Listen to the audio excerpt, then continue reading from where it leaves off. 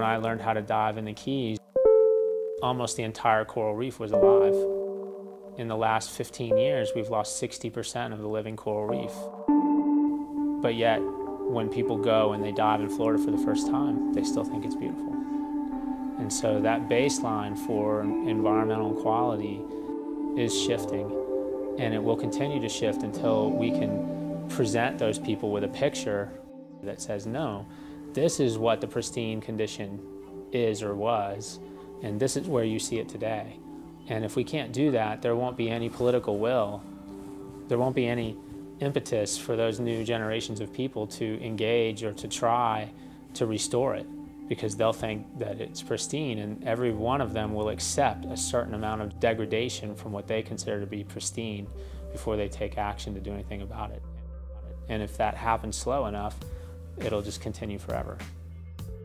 Project Baseline founders created an innovative solution that effectively addresses the need to capture baseline data that nurtures broad public awareness of underwater conditions on a global scale.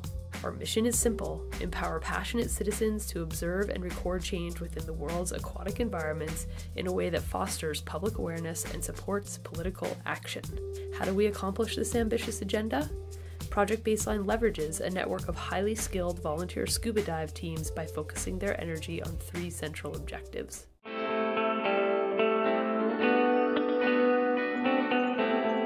Project Baseline is a grassroots conservation initiative focused on aquatic environments all over the world. It's a volunteer-run organization built primarily on divers right now, but we hope to branch out into the broader community.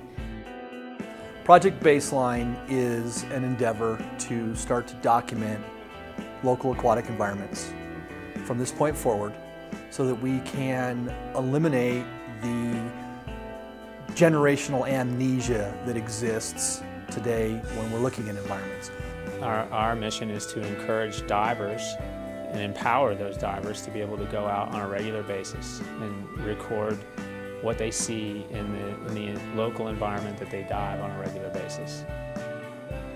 You know, from my perspective, the most important thing people collect is simply pictures. The old adage is an old adage for a reason, that a picture is worth 1,000 words. And if we can collect a series of photographs and videos where people can see, you know, what's happening in a particular environment, that is the first necessary step before anything else can happen.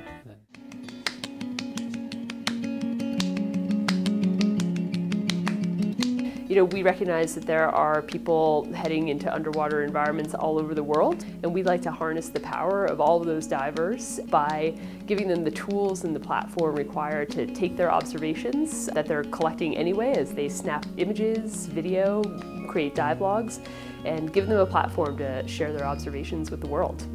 And then ultimately to help those people connect and understand what the threats are to that environment, and also to help them understand that they have a voice and that they can do something to help protect it.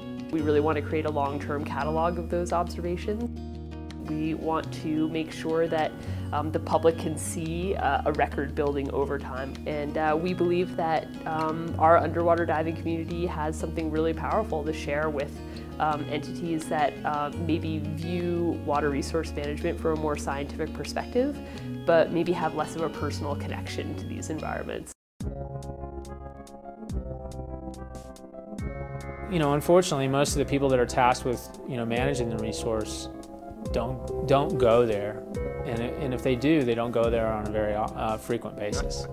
And so, it's not that, you know, people aren't trying to collect information and you know, protect a particular environment, but quite often it's literally that they just aren't seeing it. What we have the capacity to do is just show them.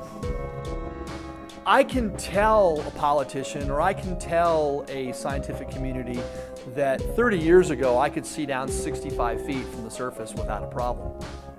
And they say, prove it, and I can't.